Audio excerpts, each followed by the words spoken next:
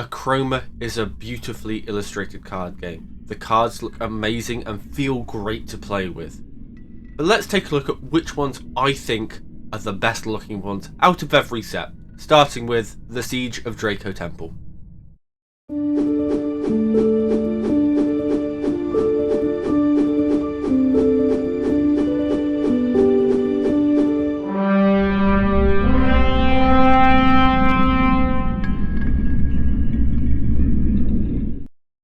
So let's kick things off with my top 3 object cards.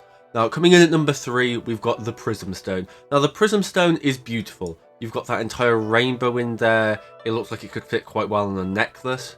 It's not the best looking one, I don't feel, but it still is beautiful to look at. So that's why I've given it 3rd place of the objects. Moving in at number 2, we've got the Achroma Claw. Now, a key theme within all these cards is typically the Achroma cards do seem to feel and look slightly better than the Chroma cards. That's no bias from me, it's just what I think. And Achroma Claw looks amazing. It looks like it's straight out of like a film prop. Like, you can imagine like in Lord of the Rings, like an orc carrying this around on his hand for his master or whatever. So that's a solid 2nd place. And at number 1, we've got the Jade Dragon Pendant. Got my words muddled there.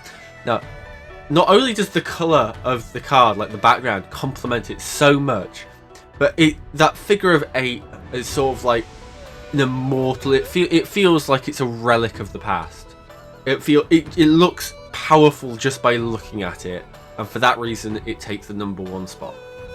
Now, moving on, we've got the action cards. Now, the action cards, there are quite a few of the actions here.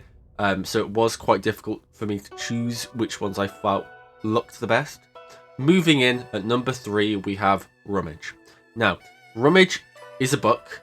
Pages coming out. It looks beautiful. Most of the cards in this set that are to do with research and having that theme of books around them, they just look amazing. Like the text. Oh, while we can't see it, I'd like to see what it says in the book. It's probably just some Lorem Ipsorum stuff. But it just looks like you feel smart using the card. It looks like you know exactly what you're doing because it's a research. So that's why it's got number 3. Moving in at number 2, we have the Ritual of Knowledge. Now, the Ritual of Knowledge looks like a very fancy snow globe. I'd like to keep it. It almost looks like a what's it called? A terrarium, but for a crystal. I can imagine that crystal reforming over time. The lore text says, the monks are always searching for knowledge in the vast library of the Draco Plenum. So it looks like it's almost like a crystal ball of which they can, like, I don't know. It's the librarian instead. They press on the crystal ball and go, where can I find, I don't know, of mice and men? It tells you exactly what shelf to look at. It's beautiful, and for that reason it's got number 2.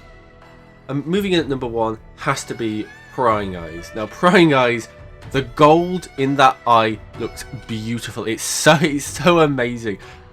It feels quite similar to one of the new cards coming out, being it's like a raven's eye. But this one, it doesn't look dragon. It almost looks human, which it could have some interesting implications for Draco down the line. But it looks. I'm gonna keep saying this about all the cards in the set. Yeah, I'll keep saying, oh, they look beautiful, but it's amazing. Look at the detail of that eye, and just the golden of it just makes it feel so regal. And it shouldn't feel regal. It should feel like dark and deceitful, but it just does. And so for that reason, it takes the number 1 spot in the actions. Moving on to characters, because I'm going to keep locations to last, because locations take the biscuit, they take the cake. They are so beautiful. At number 3, we have Umbra Aqueous. Now, Umbra Aqueous, I prefer to the older brother, Umbra Igneous. However, it looks like it should be a whale, and I can imagine it gracefully flying through the skies. I mean, you've got the ridge on its back, that beautiful blue looking ridge, and obviously that on the front. And the fact it has sort of like its wings are smaller and more flipper-like. It almost feels like, you know, like a tenebrae or a tengri going through the sky, like almost like a sea serpent, but it would look like a whale, and it just looks so cool. It just looks cool. Number 2, we've got Tengri. Now, Tengri, I quite like these types of dragons. They are really cool, especially if you think about what's going to be on my number 1 position. But you can see it. You imagine it doing like a coil through the air. I think we've got animations of looking at them, and that just adds to it. It's just such a graceful design, and it's great. It's beautiful. And similarly, in my number 1 spot for this is Tenebris. I don't know how to pronounce it. It's better than Tengri, I feel, only because it's got that elder aspect into it. It's not because it's black. It's not because I'm being edgy. I mean, like, oh, it's just the dark side. Oh, it's just like, I don't know what to say. Whiskers on the dragon. You can imagine it gracefully, like, sliding everywhere, going through the sky, weaving around, and you could offer its counsel. It almost looks like an advisor to a king. I mean, granted, in this set, it practically is the king for Achroma. But you get what I mean. And that leads us on to our final set, well, card types, being the locations. Now, the locations always look amazing, and you're going to notice a theme with the locations that I've chosen for this set, being they are all Achroma related. So moving in, at number 3, we have Achroma Haven. Now, Achroma Haven looks straight up like a poster for a movie. The rocks in the background, whilst they do take up quite a lot of the positioning of the card, it looks like a fortress. I know you can't tell it's a fortress, but it just does. You can imagine this being heavily guarded by the drakes, and the pictures of like the dragons coming out, it almost gives that sort of silhouette of a bird in the distance. But you can look at those and you think, that's not a bird, that's something much sinister. And they complement each other so well. That and the sunset in the background with the sort of greyer sky above than some of the more Chroma related cards are amazing. Moving in at number 2, we have Achroma Blockade. Now, Achroma Blockade, the moon with the sort of swirls of Achroma around it, it just looks so cool.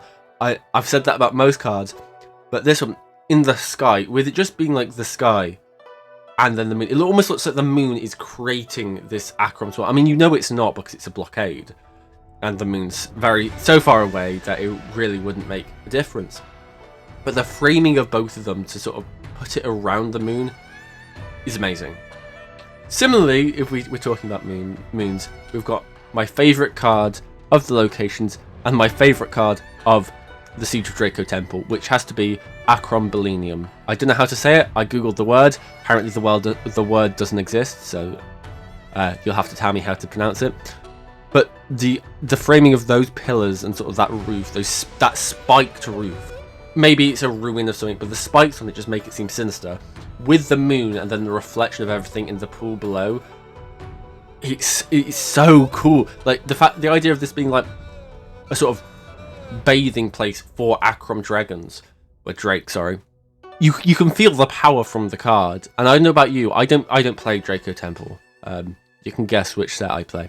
But if I was to play Draco Temple, I've got to say, Achroma cards, I would be playing with them because they, quite frankly, I think look the coolest in this set out of any of the sets. Achroma here takes the win.